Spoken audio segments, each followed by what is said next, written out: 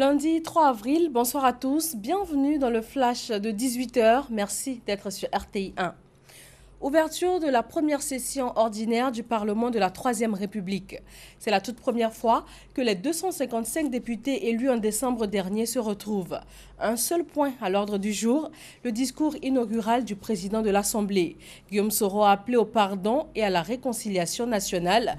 L'ouverture de cette session ordinaire a donc été marquée par cet appel au pardon, les réactions de quelques députés. Après les importants acquis obtenus au cours de la précédente législature, je voudrais m'engager à poursuivre avec vous, chers collègues, l'œuvre de repositionnement de notre institution dans la nation et sur l'échiquier international. Nous continuerons à jouer notre rôle, bien sûr, conformément au pouvoir constitutionnel dévolu. Comme je vous le faisais déjà remarquer, le 9 janvier dernier, à la suite de ma réélection à la tête de l'institution, je m'attellerai au cours des prochaines années à faire de l'Assemblée nationale une institution parlementaire en phase avec son temps, ouverte sur la société et qui appelle, par ses choix et par ses actes, au rassemblement de tous, une institution largement informée des préoccupations de nos compatriotes et qui travaille de concert avec le gouvernement à élever progressivement le niveau de vie des Ivoiriens. J'en appelle à la responsabilité de chaque député pour une culture du dialogue vrai et pour la poursuite sans relâche de la concertation entre les députés. Gardons à l'esprit, chers collègues, l'intérêt supérieur de la nation et ne perdons pas de vue le bien-être de nos concitoyens. C'était là un extrait du discours inaugural du président de l'Assemblée nationale de Côte d'Ivoire. 80 000 logements sociaux sont en construction à Songon, zone ouest de Yopougon, dans le nord d'Abidjan, la capitale économique ivoirienne. Le chantier de 429 hectares, interrompu depuis plusieurs mois, a maintenant repris. Le ministre de la Construction, du Logement, de l'Assainissement et de l'Urbanisme est allé s'assurer de la reprise des travaux.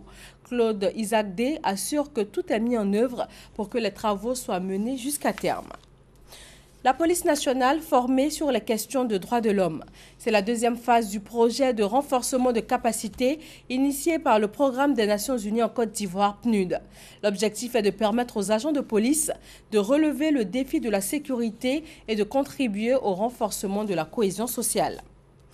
Abdel Fattah al-Sisi à Washington pour une rencontre officielle avec Donald Trump.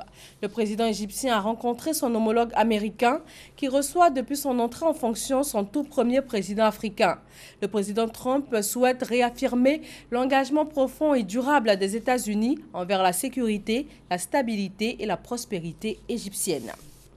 Au Nigeria, Boko Haram frappe une nouvelle fois. 22 femmes ont été enlevées dans 2 attaques distinctes dans le nord-est du pays. Selon les habitants du village, ces femmes âgées de 17 ans et moins sont enlevées pour servir d'épouses aux combattants de Boko Haram.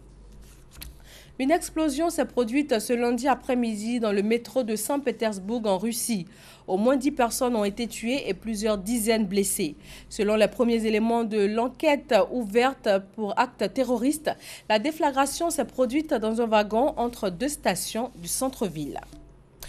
Échec des négociations en Guyane. Ce lundi après-midi, le Premier ministre Bernard Cazeneuve préside une réunion ministérielle avec les 2 ministres de retour de mission en Guyane afin de trouver une issue au mouvement social qui bloque depuis 2 semaines le département d'Outre-mer. Voilà pour ce bref point de l'actualité. Je vous retrouve à 20 h pour le journal sur RTI 1.